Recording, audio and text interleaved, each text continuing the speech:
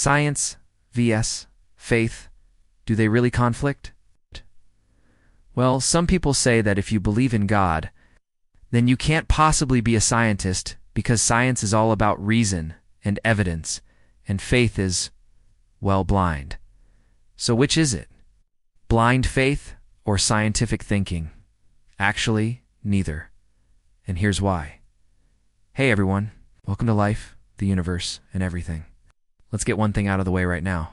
When I say the word science, I don't just mean scientists.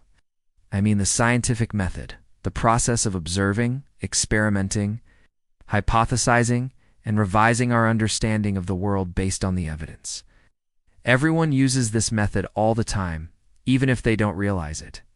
When someone says, "I think I'm getting a cold," they are applying the scientific method to their observations of how their body is responding to whatever it was that made them come down with a cold. If that something was a virus, did the person reject the virus because they didn't observe it with their unaided senses? No, they still got the flu. The point is, we all use science in our daily lives. And science isn't limited to those who wear lab coats and do experiments for a living. It's all about asking questions and seeking to understand our world through observation and reason. What does this have to do with faith? Well, here's where we run into the common misconception. People sometimes think of faith as irrational and unscientific.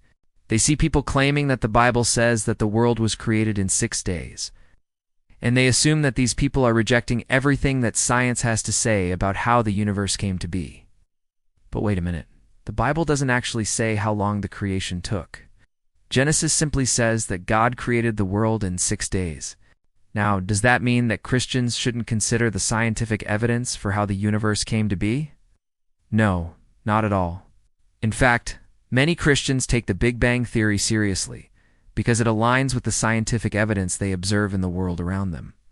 This doesn't contradict Genesis because science and religion aren't mutually exclusive. They address different things. Science helps us understand how the world works. Religion seeks to help us understand our relationship with God and with each other. And there have been plenty of scientists throughout history who also had deep religious faith. Consider Sir Isaac Newton. He's a brilliant physicist and mathematician who also wrote a book called The Chronology of the Bible, in which he argued for the historical accuracy of the creation account in Genesis. Or take Francis Collins, the geneticist who led the Human Genome Project and also helped discover the gene responsible for Huntington's disease. Collins is a devout Christian who believes that science and faith are complementary, not contradictory. There are countless other examples of scientists who found no conflict between their faith and their work. So what about the conflicts we hear about between creationists and evolutionists? Well, the problem here isn't science versus faith, it's science versus misinterpretations of faith. Some people claim to speak for all Christians when they say that the Bible clearly teaches that God created the world in 6 literal days, but that's not what it says. The Bible teaches that God created the world in 6 days, period. How long those days were, or how exactly the creation occurred, is not something the Bible explicitly teaches. So anyone who says otherwise is reading more into the text than is actually there. And that applies to both sides of this debate. Some Christians feel that they need to interpret the Genesis account literally in order for it to make sense. But non-religious people can read the same text and come to a completely different conclusion. What's more, some non-religious people say that the very idea of a God is unscientific, yet they cite science to argue against a literal 6-day creation.